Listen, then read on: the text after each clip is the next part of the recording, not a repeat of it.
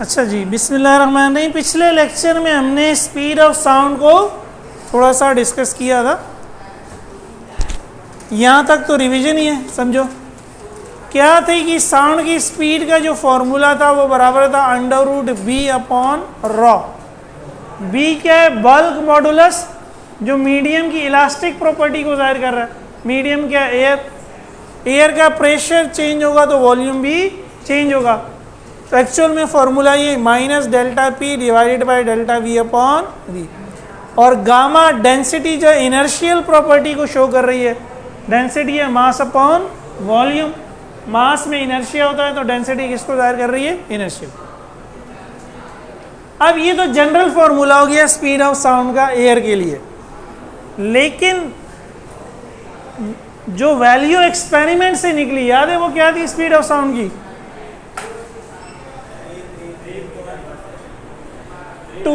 332 metre पर second, 0 degree centigrade पर 332 metre पर सेकेंड।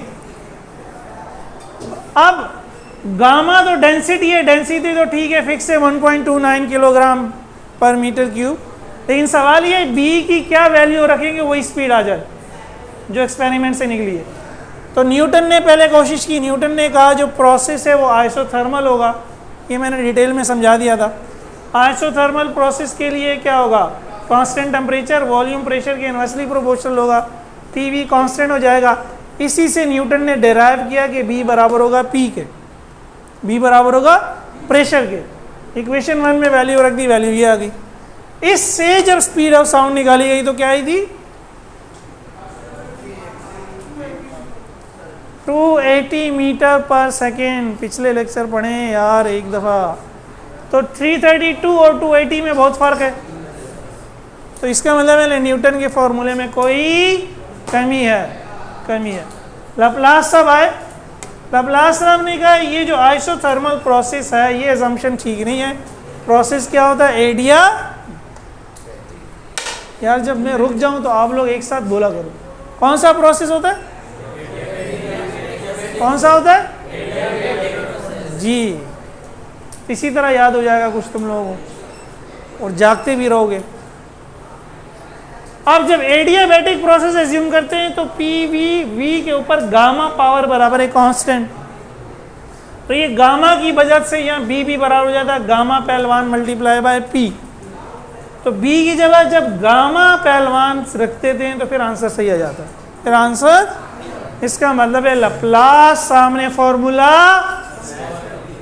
फॉर्मूला ठीक कर दिया है, ठीक दे दिया। ठीक है, तो एक तो ये फॉर्मूला हो गया करेक्ट कि v बराबर है गामा p/ρ। अब इससे ये पता चल रहा है कि speed of sound under root of pressure के डायरेक्टली प्रोपोर्शनल है और अंडर रूट ऑफ ρ के इनवर्सली। गामा तो एक फिक्स कांस्टेंट है एयर का, उसकी वैल्यू कभी भी चेंज नहीं होती, 1.40। अगर हम टेम्परेचर से निकालना चाहे रिलेशन क्या होगा तो उसके लिए हमने किया क्या? हमारे आइडियल गैस इक्वेशन है PV = nRT। ये कहाँ पढ़ी है हमने? केमिस्ट्री में। General gas equation, ideal gas equation.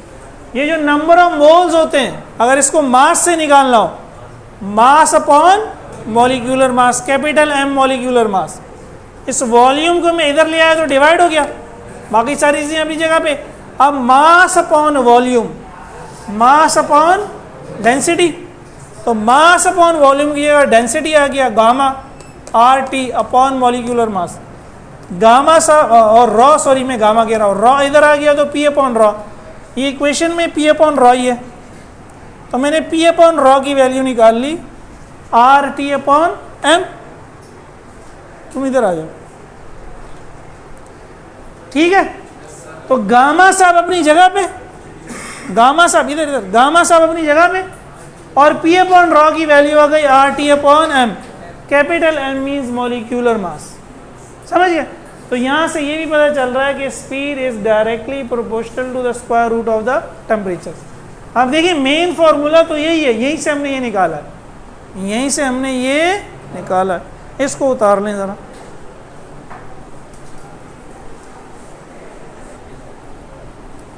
अच्छा, वो चीज़ें जो स्पीड ऑफ साउंड को इफ़ेक्ट करती हैं, यानी उनको चेंज करें तो स्पीड चेंज हो जाती है। तो अगर हम ये फॉर्मूलों को देखें, गामा मैंने बता दिया ये तो फिक्स है, ये किसी सूरत में चेंज नहीं होता। आर भी फिक्स है, यूनिवर्सल गैस कांस्टेंट है ना, यूनिवर्सल है, हर जगह इसकी वैल्यू क्या है, सेम है। एम जो है एयर का मॉलिक्यूलर मास है, ये भी क्या है, फिक्स है। तो ये तीन फैक्टर्स तो कभी चेंज हो ही नहीं सकते। बाकी क्या रह गया, प्रेशर, डेंसिटी और टेम्परेचर। ठीक है,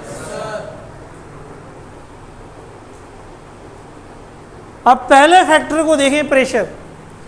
तो स्पीड डायरेक्टली प्रोपोर्शनल है प्रेशर के अंडर रूट के, लग ऐसे रहा है। लेकिन प्रेशर जब हम इंक्रीज करेंगे, प्रेशर बॉयल्स लॉ, वॉल्यूम क्या होगा, डिक्रीज। जब वॉल्यूम डिक्रीज होगा तो डेंसिटी का फॉर्मूला क्या था, मास अपॉन। जब वॉल्यूम डिक्रीज होगा तो डेंसिटी इंक्रीज होगी, इनवर्स रिलेशन है। तो कंक्लूजन ये निकला कि डेंसिटी प्रेशर के डायरेक्टली प्रोपोर्शनल है। जब मैंने प्रेशर बढ़ाया तो डेंसिटी भी बढ़ गई, और इस फॉर्मूले में प्रेशर और डेंसिटी दोनों है। तो होता यही कि P अपॉन गामा हमेशा कांस्टेंट है, इसमें सिर्फ P नहीं है, P अपॉन गामा है। अगर मैं P को डबल कर दूं, 2 से मल्टीप्लाई कर दूं, तो गामा खुद ब खुद 2 से मल्टीप्लाई हो जाएगा। तो यानी आपके पास नई वैल्यूज क्या आएंगी, आप 2P रखोगे तो गामा भी 2 गामा हो जाएगा, इसलिए 2 से 2 कैंसिल हो जाएगा, पुरानी वैल्यू आ जाएगी। सही है, P की कोई भी वैल्यू है 10, गामा की कोई भी वैल्यू 2, तो 10/2 क्या हो गया, 5। आपने P को 2 से मल्टीप्लाई किया तो नई वैल्यू क्या हो गई, 20। तो गामा भी 2 से मल्टीप्लाई हो जाएगा, 2 2 4, 20/4 भी क्या होगा, 5। समझ रहे हो? तो P अपॉन रॉ चेंज नहीं होगा। जब P अपॉन रॉ चेंज नहीं होगा, गामा तो फिक्स है, तो V चेंज नहीं होगा। इसलिए प्रेशर जो है वो स्पीड ऑफ साउंड का इफेक्ट नहीं करेगी। प्रेशर करेगा या करेगी? प्रेशर स्पीड ऑफ साउंड को इफेक्ट नहीं करेगा। ठीक है गा। अब अगर डेंसिटी को देखें तो अगेन स्पीड डेंसिटी के इनवर्सली प्रोपोर्शनल है, लेकिन अंडर रूट में। अब डेंसिटी बजाते खुद चेंज नहीं होती, यही एग्जांपल है। आपने प्रेशर को 2 लाते मारी, डेंसिटी 2 लाते खा गई खुद ही। प्रेशर को कुछ करेंगे तो डेंसिटी चेंज होगी, डेंसिटी खुद से चेंज नहीं। प्रेशर के अलावा कौन कौन सी चीजें जो डेंसिटी चेंज करती हैं, यहां मैंने लिख दिया। Density does not changes by itself, it is change by changing pressure, temperature, humidity etcetera. आप या तो प्रेशर चेंज करोगे तो डेंसिटी चेंज होगी, या टेम्परेचर चेंज करोगे तो डेंसिटी, या ह्यूमिडिटी चेंज करोगे तो डेंसिटी। इसलिए हम ये भी नहीं कह सकते कि स्पीड जो है डेंसिटी के स्क्वायर रूट के इनवर्सली, डेंसिटी चेंज हो रही होगी, किसी और वजह से चेंज हो रही होगी। समझ रहे हो? तो अगर हमें वो फैक्टर पता चल जाए फिर हम कह सकते हैं अब डेंसिटी चेंज हुई इसलिए स्पीड। जैसे एक एग्जांपल प्रेशर की आ गई, अभी देखिए टेम्परेचर को देखते हैं ना। तीसरी ये है कि स्पीड ऑफ साउंड टेम्परेचर के अंडर रूट के डायरेक्टली प्रोपोर्शनल। अब टेम्परेचर चेंज करने से स्पीड चेंज होगी। कैसे? देखिए जब हम टेम्परेचर बढ़ाएंगे तो गैस क्या करेगी, फैलेगी या सुकड़ेगी? फैलेगी। सही है, जब टेम्परेचर बढ़ाएंगे गैस फैलेगी, जब गैस फैलेगी तो वॉल्यूम क्या हो जाएगा, बढ़ जाएगा। जब वॉल्यूम बढ़ जाएगा तो डेंसिटी क्या हो जाएगी, कम हो जाएगी। जब डेंसिटी कम हो जाएगी तो स्पीड क्या होगी, बढ़ जाएगी। तो टेम्परेचर चेंज होने से डेंसिटी चेंज हो रही है, तब स्पीड चेंज हो रही है। टेम्परेचर चेंज होने से डेंसिटी चेंज हो रही है, इसलिए स्पीड, टेम्परेचर बढ़ाने से डेंसिटी कम होगी और डेंसिटी कम होने से स्पीड बढ़ जाएगी।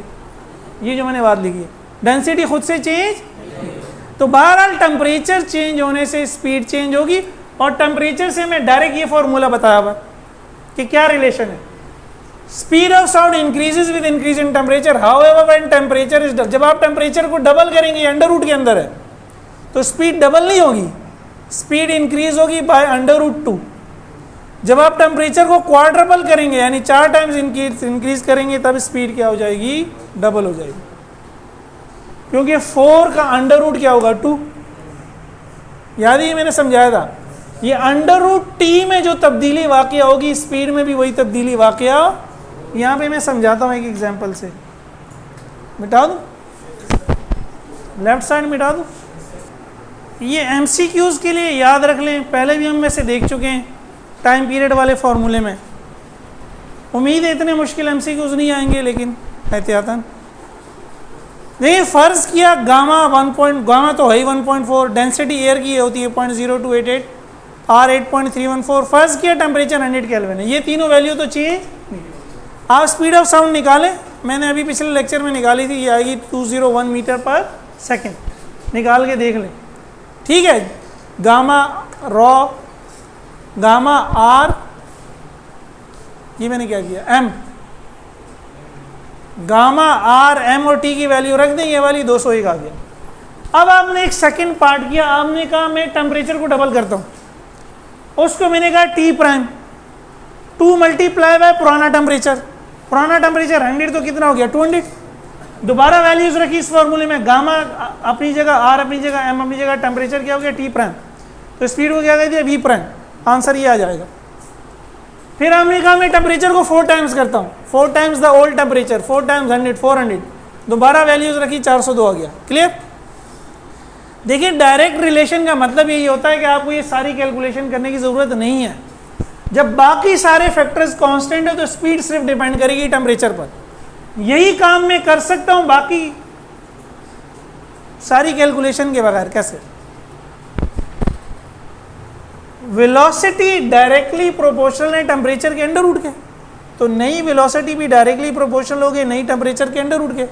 नया टेम्परेचर दूसरे केस में क्या है 2 मल्टीप्लाई बाय पुराना टेम्परेचर। अब मैंने ओरिजिनल मेरा क्या है टेम्परेचर मुझे अंडर रूट में चाहिए, तो टेम्परेचर को मैंने अलग लिख लिया अंडर रूट में, 2 को मैंने अलग लिख लिया। अब 2 का अंडर रूट जो है वो 1.414 होता है, वो कोई नंबर नहीं है। आप इसको चाहें तो 1.414 लिख लें या under root 2 multiply by T लिख लें।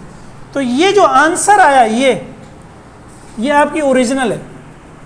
तो आपकी जो नई स्पीड होगी ये अंडर रूट टी से जो चीज़ मल्टीप्लाई हो रही है पुरानी स्पीड भी उससे मल्टीप्लाई हो जाएगी। पुरानी स्पीड क्या थी 201, under root T under root 2 से मल्टीप्लाई हुआ है तो पुरानी स्पीड भी अंडर रूट 2 से मल्टीप्लाई होगी। यही आंसर आएगा। मुझे ये पूरा फार्मूला सॉल्व करने की ज़रूरत। तीसरे केस में अगेन वही चीज़ की 4 टाइम्स कर दिया, 4 का अंडर रूट 2 होता है, डायरेक्ट बाहर आ गया। समझ रहे हो? तो नई स्पीड क्या होगी ये समझिए, ये वी है, ये वी है। अंडर रूट टी आपका क्या है वी, तो 2 multiply by v, 2 multiply by 402। तो देखिए स्पीड डबल हो गई ना, 201 का डबल हो गई। कब डबल हुई? जब आपने टेम्परेचर को 4 से मल्टीप्लाई किया, 4 टाइम्स किया। जब आप 2 से मल्टीप्लाई करोगे तो डबल कितने गुना बनेगी 1.414 टाइम्स या अंडर रूट 2 टाइम्स। सही है। अगर आपने स्पीड 3 टाइम्स करनी है तो आपने 3 का स्क्वायर लेना है, यानी 9। देखिए ना 4 क्या है 2 का स्क्वायर है, स्क्वायर से अंडर रूट कैंसिल 2 बाहर आ गया। अगर स्पीड 3 टाइम्स करनी है तो 3 का स्क्वायर लोगे, तो आगे स्क्वायर से अंडर रूट कैंसिल हो तो 3 का स्क्वायर क्या होगा 9। 3 स्क्वायर का अंडर रूट क्या होगा 3, लेकिन 3 स्क्वायर का मतलब है ना 9 टाइम्स करना पड़ेगा। 4 गुना बढ़ानी है तो 4 का स्क्वायर 16 टाइम्स, 5 गुना बनानी है तो 5 का स्क्वायर 25 टाइम्स। कल हम एक लॉन्ग क्वेश्चन करेंगे जो नए मॉडल पेपर में आया हुआ है इसका। आज के लिए इतना ही।